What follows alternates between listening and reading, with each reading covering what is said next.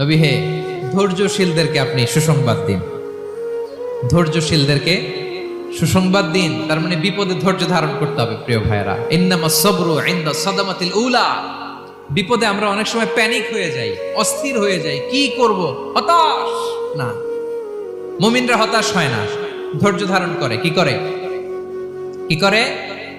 ধৈর্য ধারণ করার শক্তি দাও গো মেহেরবান আমায়, দাও গো মেহেরবান। পড়েন, ধৈর্য ধারণ করার শক্তি দাও গো মেহেরবান আমায়, দাও গো মেহেরবান। সবাই বলুন একসাথে, ধৈর্য ধারণ করার শক্তি দাও গো মেহেরবান আমায়, দাও গো মেহেরবান।